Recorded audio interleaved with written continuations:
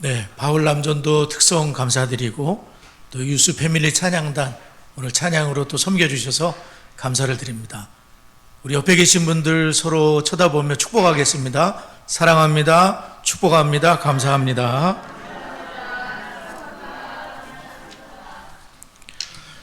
네, 오늘도 우리 자녀들을 축복하도록 하겠습니다.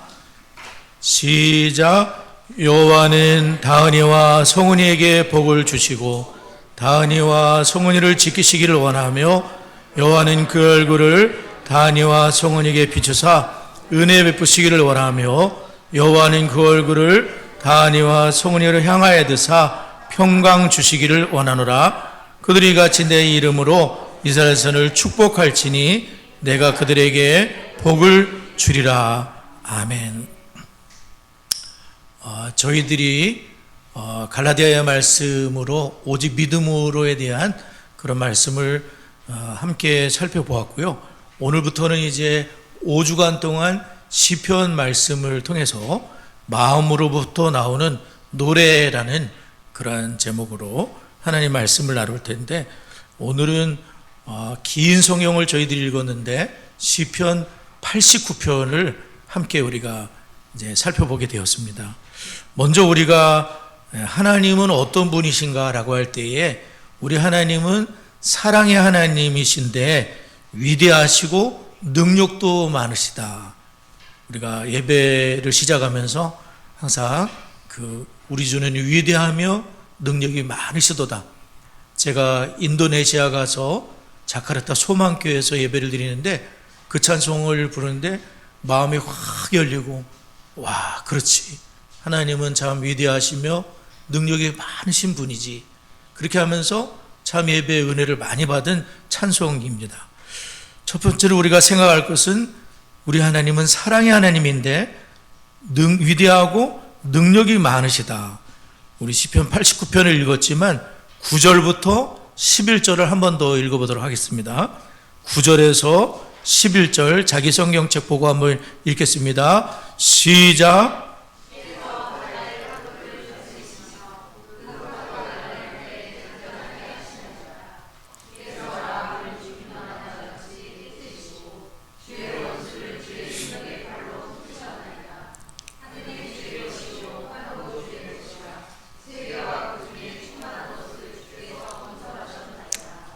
제가 이제 총신 신대원을 다닐 때에 그 교수님에게서 시편에 대한 말씀을 배우면서 그런 말씀을 들었어요. 시편 가운데는 탄식으로 기도하는 게 있다. 저는 그것을 전에는 잘 알지 못했지만은, 그렇구나. 하나님께 우리가 기도할 때에 어찌하여 나를 버리셨나이까? 언제까지니까? 어떤 해결되지 않은 문제 속에서 하나님 앞에 탄식하는 것도 기도고 탄식하는 것도 노래다라는 것을 처음 배우면서, 그렇구나, 그런 것도 하나님 앞에 드려지는 기도가 되고 노래가 되는구나, 그것을 우리가 배웠는데요.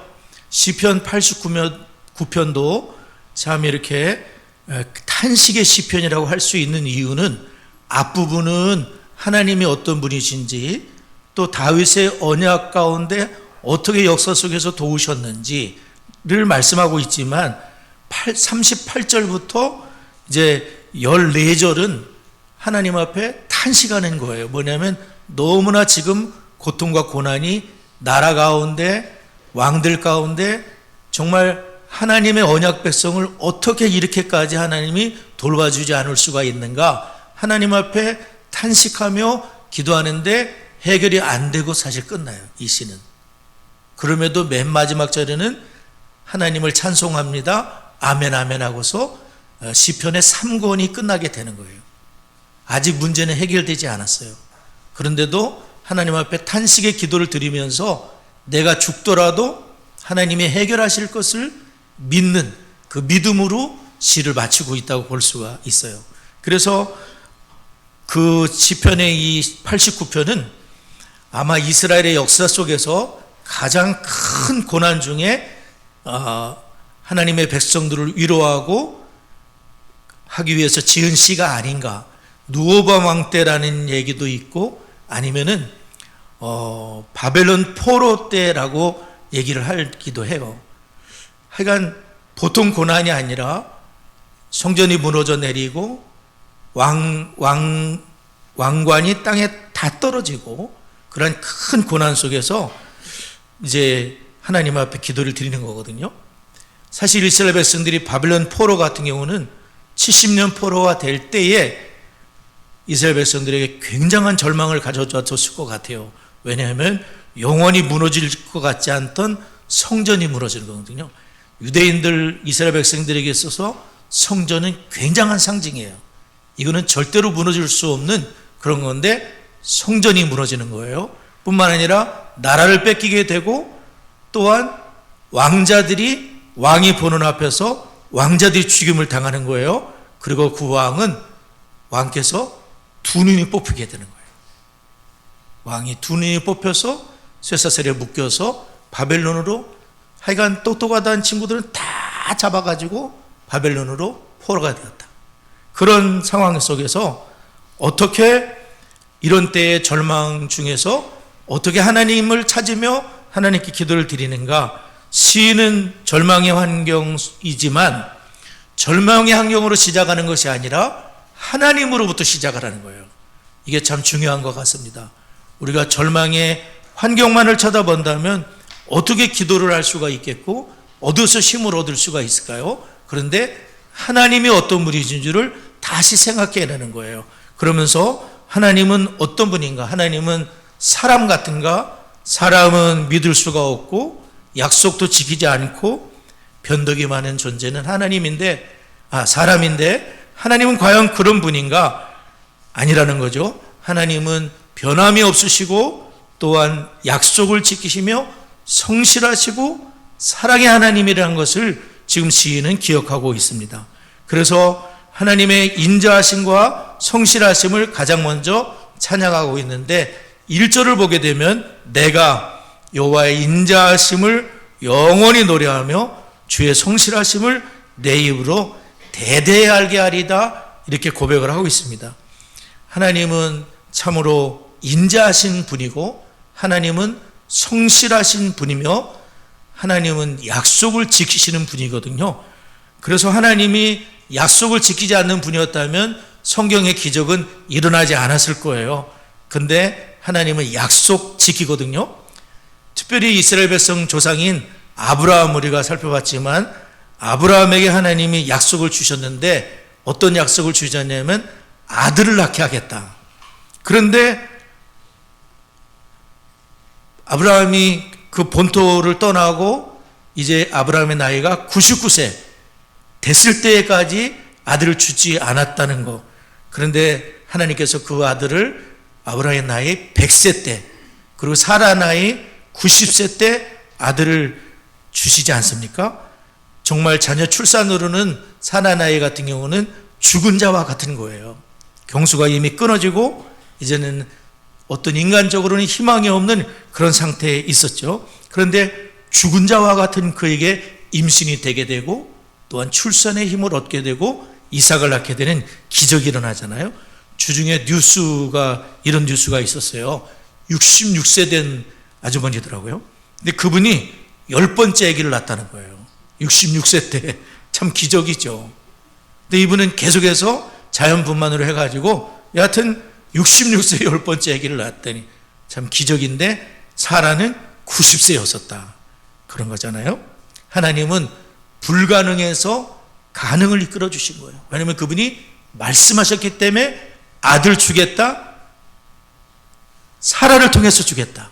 그래서 그 아들은 약속의 기적의 아들이고 우리가 또한 기적으로 예수를 믿게 됐고 우리가 하나님의 자식이요 아브라함의 영적인 자손이 됐다는 거죠. 하나님은 인간이 타락했을 때 아마 타락하기 전부터 하나님은 약속을 하셔요. 특별히 창세기 3장 15절에서요. 여인의 후손이 태어나 뱀의 머리를 상하게 할 거다. 그 약속이 언제 이루어지냐면 진짜 여인의 후손으로 예수님이 태어나신 거예요. 베들레헴에. 그리고 뱀의 머리를 언제 상하게 하셨냐면은 십자가에 죽으시고 끝났는 줄 알았는데 죽음을 이기고 부활하신 거예요. 마귀의 머리를 부수신 그런 사건이에요. 예수님이 뱀의 머리를 상하게 하리라 하나님의 약속을 4,000년 전에 하신 거예요. 창세기 3장 15절을 원시 복음이라고 하거든요. 인간이 타락했는데 복음을 하나님이 주신 거예요. 그게 뭐냐면 너희들은 실패했으나 내가 승리할 것이다. 예수 그리스도를 통해서 죽음을 이길 것이며 죄를 해결할 것이며 그리고 원수 마귀를 부수는 사건을 일으킬 것이다. 하나님은 4,000년 동안 기억하신 거예요. 그리고 4,000년 동안 대단원의 서사를 써오신 거죠. 역사 속에서 하나님은 인자하실 뿐만 아니라 하나님은 성실하게 그 약속을 지켜내시는 이 하나님을 우리는 다시 바라보자라고 시인은 지금 말하고 있는 것이죠. 4,000년이 지나도 하나님은 약속을 지키는데 민수기 23장 19절에 보면 하나님은 사람이 아니시니 거짓말을 하지 않으시고, 옛날 성경에는 시건치 않으시고, 시건이라는 거 뭐냐면 말을 자꾸 바꾸는 거예요. 분리할 때마다 말을 바꾸는 것을 인간이 잘한다는 거예요.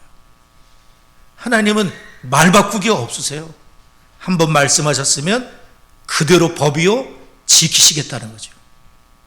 그래서 언약이라고 할 때에 두 당사자가 언약을 맺지만 아브라함과 헤브론 언약을 맺으실 때 아브라함이 쪼갠 고기 사이로 지나가 죽음의 맹세를 한 게 아니라 횃불이 지나가요. 하나님께서 지나가시면서 내가 이 언약을 나의 생명을 걸고 지키겠다. 하나님이 말씀하시는 거예요.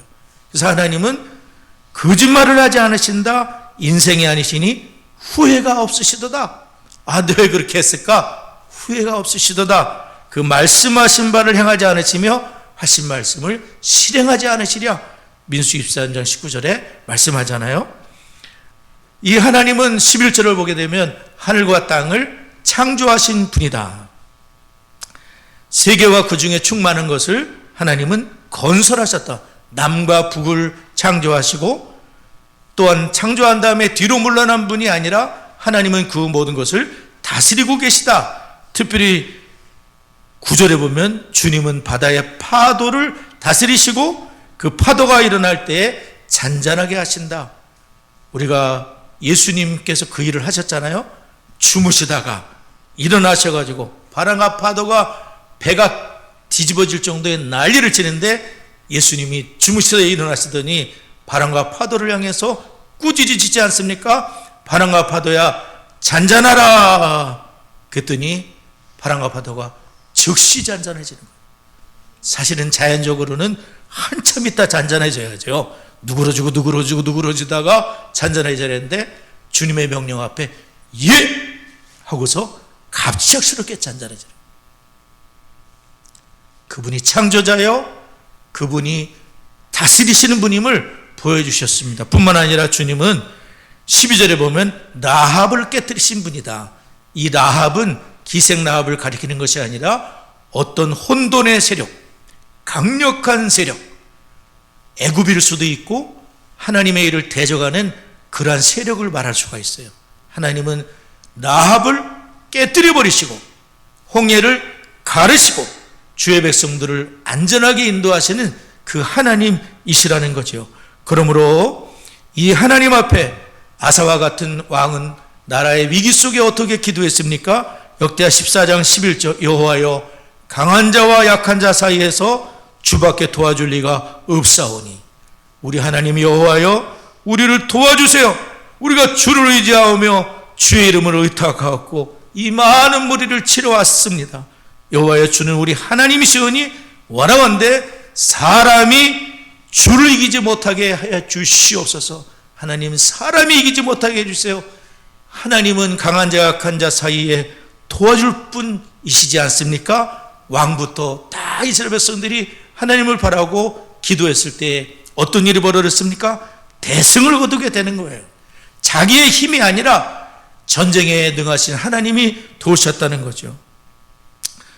저는 개인적으로 교회적으로 또 어려움이 있을 때에 전에 이제 안양 갈멜산 기도원에 올라가서 밤을 새워가면서 기도를 했던 기억이 있어요. 두 손을 높이 들고 눈물을 흘리면서 아버지 하나님 도와주시옵소서. 나의 힘이신 여호와여 하나님 도와주시옵소서. 특별히 엘리야의 기도를 기억하게 되더라고요. 열왕기상 18장 36절에 엘리야가 갈멜산에서 그 바알 선지자들과 대적을 하면서 이런 기도를 드려요. 이스라엘 하나님 여호와여, 주께서 이스라엘 중에서 하나님이신 것과 내가 주의 종인 것과 내가 주의 말씀대로 이 모든 일을 행할 것을 알게 하옵소서. 그런 기도를 드렸는데 제가 간절히 기도할 때면 이 기도가 생각이 나면서 이런 기도를 드렸어요. 하나님, 제가 주의 종이 아닙니까? 하나님이 저를 이곳에 보낸 것이 아닙니까? 하나님, 나를 도와주시옵소서. 하나님, 역사해 주시옵소서. 아버지, 도와주시옵소서. 하나님 앞에 간절하게 밤을 새워서 기도를 했어요. 당장 해결되는 건 아니더라고요. 근데 돌아보니까 금방 하나님께서 그 기도를 들으시고 해결해 주셨더라고요. 그래서 지금 오늘까지 여기 오게 된 겁니다. 하나님의 인자하심은 자발적인 도우심인 거예요. 어떤 의무가 아니라 결정적인 도움을 주는데 강한 자가 약한 자를 향해서 신실하고 성실하게 충성심을 가지고 돕는 것을 인자라고 얘기를 해요. 예를 들어서 룻과 나오미로 얘기하면 룻은 남편이 죽음으로 인해서 모든 법적인 의무에서 해방이 된 사람이에요. 그러나 연약한 연로한 그 나오미 시어머니를 포기하지 않고 룻이 젊은 여인이 끝까지 시어머니를 쫓아서 그 어머니를 돕는 역할을 하게 되는데 그것을 인자함을 베풀었다라고 얘기를 하는 거예요. 뿐만 아니라 요나단과 다윗을 보면 요나단은 왕자이고 다윗은 쫓기는 목동에 불과하지만 요나단과 다윗이 언약을 맺고 요나단이 끝까지 목숨을 걸고 다윗을 돕는 진짜 친구가 돼요. 여인의 사랑받아 승하였도다. 다윗도 요나단이 죽었지만 무비보셋이라는 그 아들을 끝까지 하나님의 사랑으로 돌봐주는, 이것을 인자합니다라고 얘기하는 거예요. 약한 자가 강한 자에게 충성하는 게 아니라 강한 자가 약한 자를 충성하듯이 하나님은 우리를 그렇게 강하신 분이고 위대하신 분이 성실한 사랑으로 우리 모두를 돌보고 계시는 사실을 꼭 기억하시고, 낭망 중에서도 이 사랑의 하나님, 성실의 하나님, 약속을 반드시 지키시는 이 하나님을 바라볼 수 있기를 바랍니다. 두 번째, 사랑의 하나님이 우리를 징계하신다고 해도 그분의 약속에 신실하심을 무효화되진 않는다. 비록 징계는 하지만 약속이 끊어지는 것은 아니라는 말씀이죠. 우리 시편 89편 32절 34절 32절부터 34절까지 한번 읽어보도록 하겠습니다. 32절에서 34절 시작.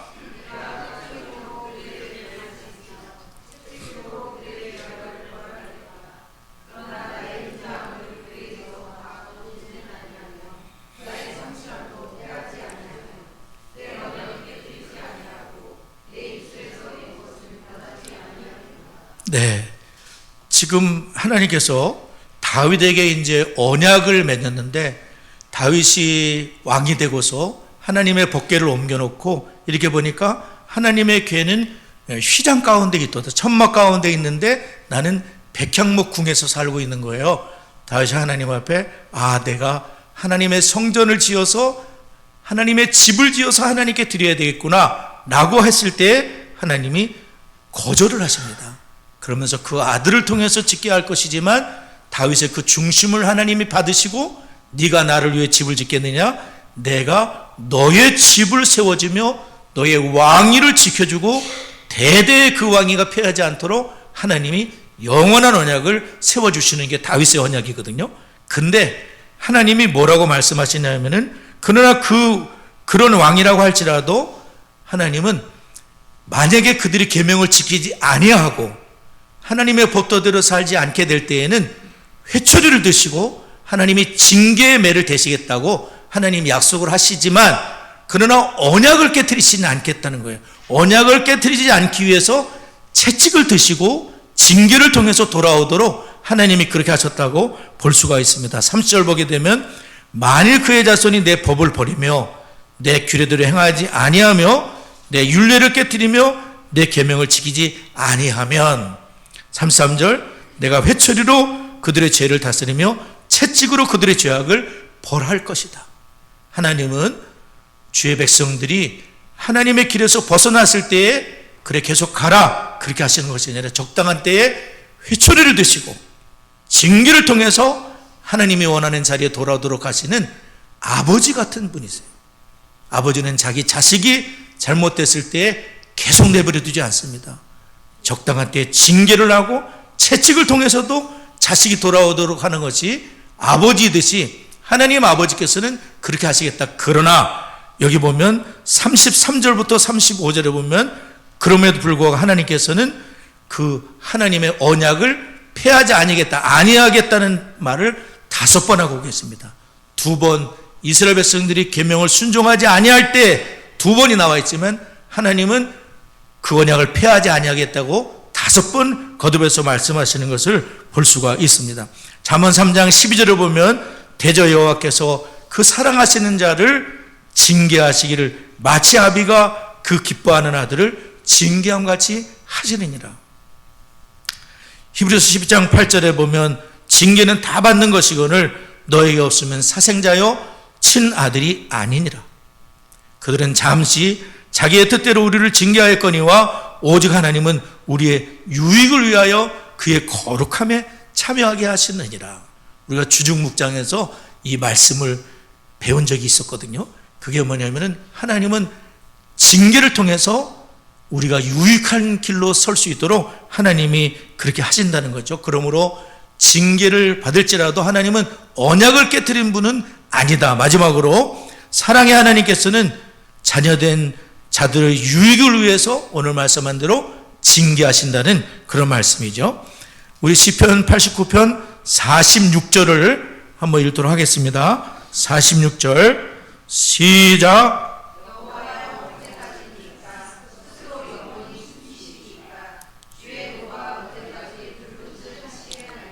네, 지금 이제 하나님이 그런 분임을 알지만은 38절부터는 이제 하나님께서 다윗의 언약을 갖고 계셨을 때에는 하나님의 손이 그와 함께 해주시고 전쟁에 이기게 하시고 방패가 되어주시고 영원한 축복을 하나님이 많은 축복을 다윗에게 베풀어 주셨는데 그러나 지금은 하나님의 말씀에 불순종한 결과 어떤 일이 벌어지면 왕관이 땅바닥에 떨어지고 성전이 무너져 내리고 울타리가 무너져 내리고 모든 고난과 어려움 가운데 이 시인이 하나님 앞에 간절하게 기도를 드리고 있는 거예요. 하나님 이런 상황이 언제까지 이겠습니까? 언약의 하나님 우리를 이대로 버려두시겠나이까 하면서 하나님 앞에 간절하게 기도를 드리는 거죠. 오늘 이 말씀에서 이 시는 우리에게 어떤 상황에서도 하나님과 대화를 포기하지 말라는 거예요. 다른 말로 하면 기도를 포기하지 말라. 하나님을 찬양하기를 포기하지 말라. 하나님은 언약의 하나님이기 때문에 어떤 절망의 상황 속에서도 기적을 이길 수 있다. 그렇게 오신 분이다.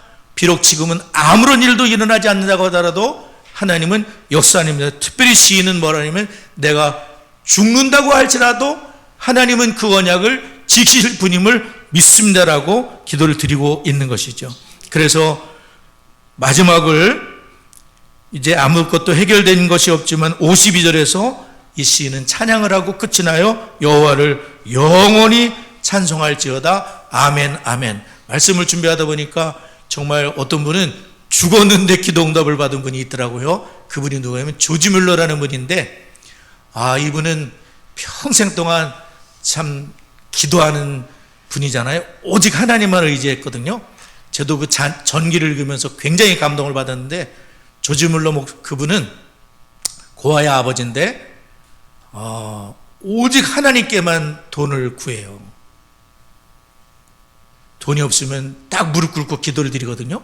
근데 기도를 드리는데 꼭 성경을 읽고 기도를 드려요. 성경을 펼쳐서 읽고 그 말씀을 붙잡고 기도를 드리는데 이분이 이제 5만 번 응답을 받았는데 이분이 이제 불신 친구들을 위해서 5명을 위해서 기도를 했어요. 그래서 그 친구들을 전도하게 됐는데 18개월 정도 기도했을 때 한 명이 돌아왔어요. 5년이 기도했을 때 두 번째 친구가 돌아왔고 조금 더 기도했을 때 3번째 친구가 돌아왔어요. 그런데 이분이 36년 기도를 했는데 여전히 2명이 돌아오지 않고 있었어요. 근데도 나는 포기하지 않고 끝까지 기도를 하겠다라고 하면서 이분이 52년 동안 기도를 하고 죽었어요. 93세로 세상을 떠났는데 이분이 죽고 나서 2 친구가 돌아왔다는 거예요. 그러니까 이분은 52년을 기도를 한 거예요. 친구를 전도하기 위해서 52년을 기도했고, 이분이 돌아가신 다음에 신실하신 하나님은 그의 기도를 들으셨다는 거죠. 성경 말씀입니다. 기도를 들으시는 주여 모든 육체가 주께 나오리다. 구하라 주실 것이다. 찾으라 찾을 것이다. 두드리에게 열릴 것이다. 하나님은 능력이 많으시고 우리를 변함없이 성실하게 사랑하시고 또한 언약을 지키시되 때로는 징계를 통해서라도 우리를 바른 길로 세우시는, 내가 죽더라도 응답하시는 이 살아계신 하나님을 찬양하고 끝까지 기도하는 우리가 될 수 있기를 바랍니다. 네, 기도하겠습니다. 우리 말씀 부르면서. 그렇죠.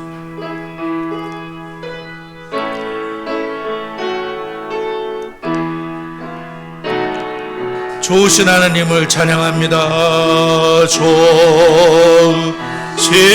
하나님, 좋으신 하나님, 참 좋으신 나의 하나님, 우리의 기도를 응답해 주시는, 응답해 주시는 참 좋으신 나의 하나, 한없는 축복을